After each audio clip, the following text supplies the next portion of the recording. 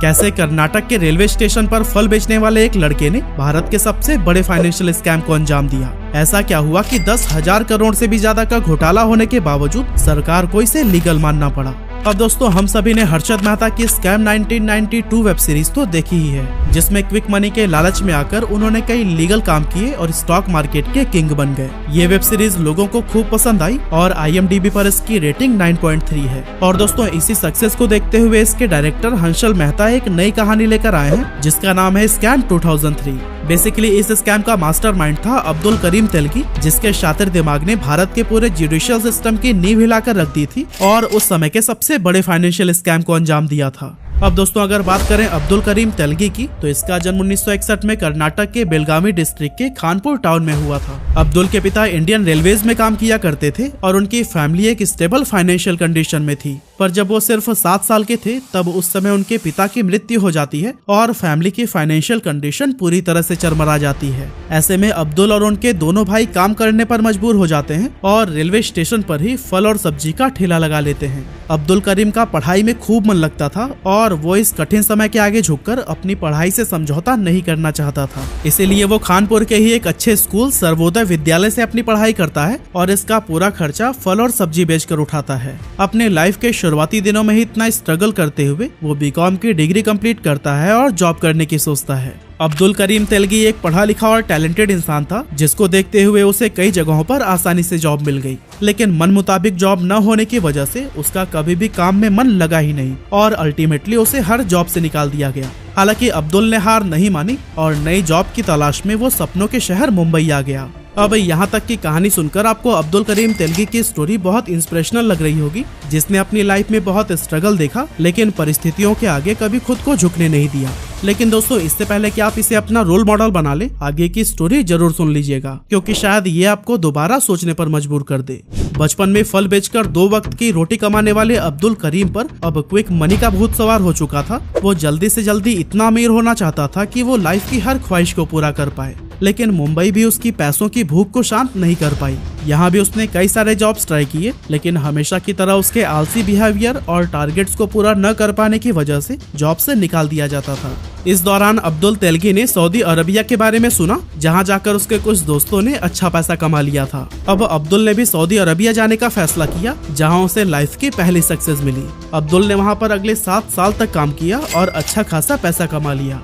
ये पैसा अब्दुल को एक स्टेबल लाइफ देने के लिए तो काफी था, लेकिन उसकी अय्याशियों को पूरा नहीं कर सकता था। सऊदी अरबिया में रहते हुए अब्दुल ने नोटिस किया कि भारत से कई सारे लोग काम और पैसे के लालच में यहाँ मजदूरी करने आना चाहते थे, लेकिन प्रॉब्लम यह थी कि उनमें से ज्यादातर लोगों के पास प्रॉपर डॉक्यूमेंट्स नहीं होते थे, जिसके कारण वो कभी भी सऊदी नहीं आ पाते थे। अब यहाँ अब्दुल के दिमाग में एक खुराफाती आइडिया ने जन्म लिया और उसने वापस मुंबई आकर अरेबियन मेट्रो ट्रेवल्स नाम की एक एजेंसी खोल ली। ये कंपनी ऐसे लोगों को टारगेट करती थी जिनके पास सऊदी अरबिया जाने के लिए प्रॉपर डॉक्यूमेंट्स नहीं होते थे। अब्दुल करीम ऐसे लोगों को फेक पासपोर्ट, वीजा और इमिग्रेशन सर्टिफिकेट बनाकर देता था और ये काम इतने शातिर तरीके से किया जाता था कि एक भी इंसान कभी इमिग्रेशन में पकड़ा ही नहीं गया। हालांकि साल 1991 में पुलिस को अब्दुल के इस जालसाज धंधे की भनक लग जाती है और फिर उसे अरेस्ट करके जेल में डाल दिया जाता है। अब दोस्तों, वैसे तो जेल में जाने के बाद किसी भी इंसान की लाइफ बर्बाद हो जाती है, लेकिन अब्दुल करीम के केस में इसका बिल्कुल उल्टा हुआ। यहाँ अब्दुल की मुलाकात राम रतन सोनी से हुई, जो अपनी क्रिमिनल हिस्ट्री के कारण कई बार जेल के चक्कर काट चुका था। अगर आपने सेक्रेड गेम्स वेब सीरीज देखी है तो आपने नवाजुद्दीन सिद्दीकी का वो डायलॉग तो जरूर सुना होगा, जिसमें वो कहते हैं कि धंधा करना है तो बड़ा करो वरना मत करो। धंधा करो तो बड़ा करो, पर सत्तम भाई वरना मत करो।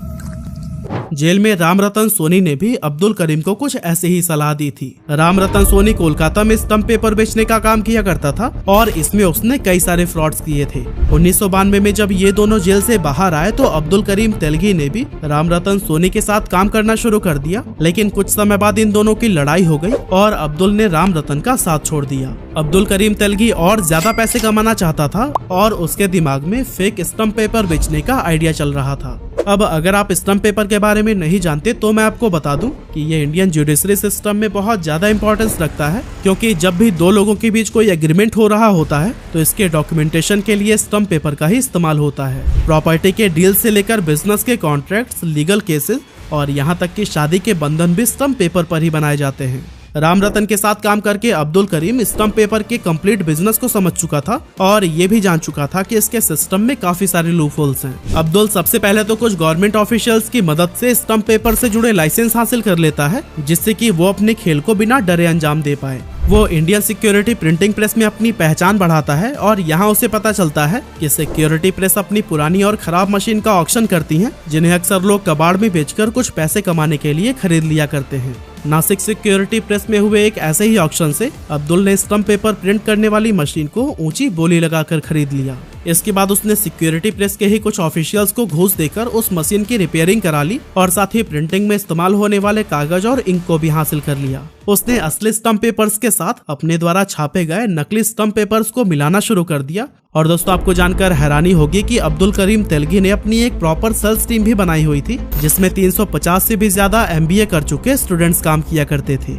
ये स्टूडेंट हर उस इंस्टीट्यूशंस पर जाते थे जहां स्टम्प पेपर की जरूरत होती है और वहां जाकर वो उन्हें मार्केट रेट से काफी कम कीमत पर बेचा करते थे। अब्दुल करीम तेलगी का ये बिजनेस बहुत तेजी से ग्रो हुआ और अगले 5 सालों में ही उसने करोड़ों की दौलत कमा ली।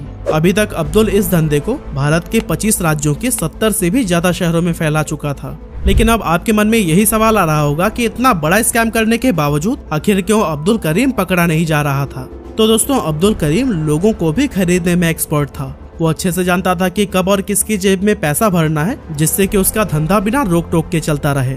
उसके खिलाफ 25 से भी ज्यादा FIR थी, लेकिन अब्दुल करीम के खिलाफ एक्शन लेने वाला कोई नहीं था, क्योंकि उसने पुलिस ऑफिसर से लेकर कई बड़े पॉलिटिशियंस तक को पैसे के दम पर खरीद लिया था। हाल तो ये था कि अब्दुल उन्हें रिश्वत नहीं बल्कि हर महीने ही सैलरी दिया करता था, जिससे कि वो अपना मुंह बंद रखे।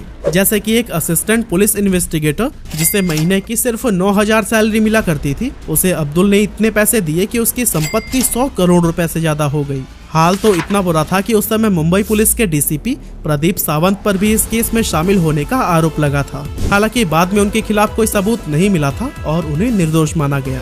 अब्दुल करीम तेलगी के पास कितनी संपत्ति थी और उसने कितना बड़ा स्कैम किया था, इसका अंदाजा आज तक कोई नहीं लगा पाया है। अलग अलग वेबसाइट्स पर इसका एस्टीमेट 10,000 करोड़ से लेकर 1 लाख करोड़ के बीच दिया जाता है।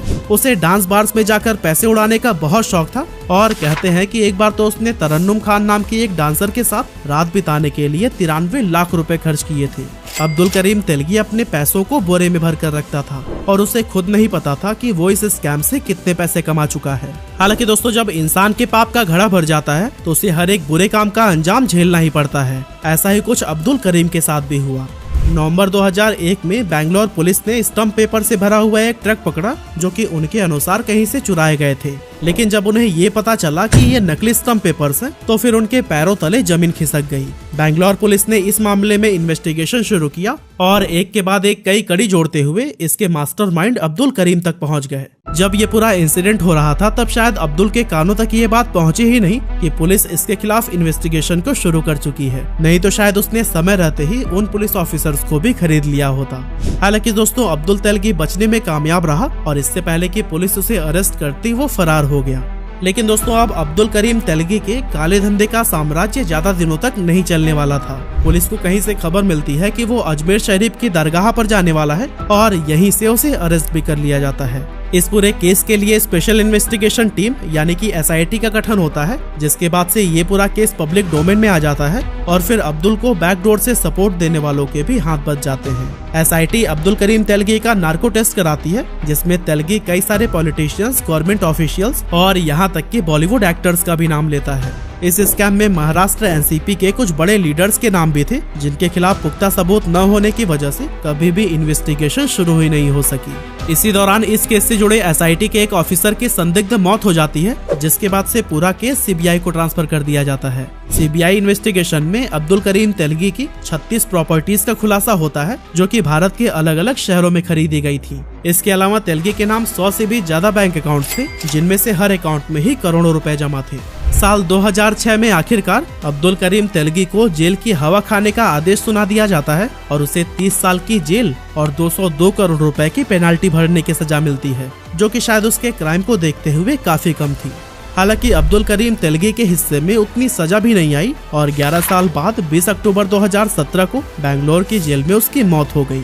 दोस्तों, हर्षद मेहता की तरह ही अब्दुल करीम तेलगी की मौत भी जेल के अंदर बेहद मिस्टीरियस ढंग से हुई थी और इसमें पुलिस ऑफिसर्स का हाथ माना जाता है। पुलिस रिपोर्ट के अनुसार उनकी मौत मेनिंजाइटिस और मल्टीपल ऑर्गन फेलियर की वजह से हुई, लेकिन अब्दुल के वकील का दावा था कि उन्हें जानबूझकर मारा गया है। ऐसा इसलिए कहा जा रहा था क्योंकि 10,000 करोड़ के स्टम्प पेपर स्कैम में अब्दुल करीम तेलगी अकेला शामिल नहीं था। इस पूरे स्कैम का मास्टरमाइंड बेशक अब्दुल रहा हो, लेकिन इसके एग्जीक्यूशन में सत्ता और सरकार चलाने वाले कई सारे लोगों का नाम शामिल था। अब्दुल करीम तेलगी की मौत के बाद उसकी पत्नी शादिया तेलगी ने भी इस पर कई सारे सवाल उठाए, लेकिन सरकारी गलियारों में इस केस को बहुत ही सफाई से दबा दिया गया। 2018 में इस केस से जुड़े सभी गुनाहगारों को ही रिहा कर दिया गया और भारत के सबसे बड़े फाइनेंशियल स्कैम्स में से एक स्टम्प पेपर स्कैम बिना किसी अंजाम के ही इतिहास का हिस्सा बनकर रह गया। पुलिस न तो कभी ये पता लगा सके कि अब्दुल करीम तेलगी की फेक स्टम्प पेपर छापने वाली फैक्ट्री कहाँ थी और न ही कभी उसकी अरबों रुपए की संपत्ति जब्त हो सकी। यहाँ तक कि सरकार ने इस पूरे स्कैम को ही कानून का चोला पहना दिया और इसे लीगल घोषित कर दिया। हालांकि दोस्तों, इस स्कैम को लीगल घोषित करने के पीछे एक ठोस वजह थी। अब क्योंकि 1992 से 2001 के बीच अब्दुल करीम तेलगी ने धड़ल्ले से फेक स्टम्प पेपर्स बेचे थे, इसीलिए ज्यादातर लोगों ने अपने लीगल कामों के लिए इन्हीं फेक स्टम्प पेपर्स का ही इस्तेमाल किया था। लेकिन कोर्ट के अनुसार अगर स्टम्प पेपर इलीगल थे तो उन पर किए गए सारे एग्रीमेंट कभी भी मान्य ठहराए नहीं जा सकते थे। यानी कि इन 9 सालों में हुई हर शादी, हर प्रॉपर्टी की डील और हर एक बिजनेस एग्रीमेंट इलीगल था। अगर ऐसा हो जाता तो पूरा जुडिशियल सिस्टम हिल जाने वाला था और उसका अंजाम क्या होता इसका कोई अंदाजा भी नहीं लगा सकता था। ऐसे में सरकार ने एक बड़ा फैसला लेते हुए इस पूरे स्कैम को लीगल बना दिया और बहुत बड़ी गड़बड़ी होने से रोक लिया। हालांकि अब्दुल करीम तेलगी इस स्कैम में महज एक प्यादा था या फिर राजा, ये कभी भी सामने नहीं आ सका।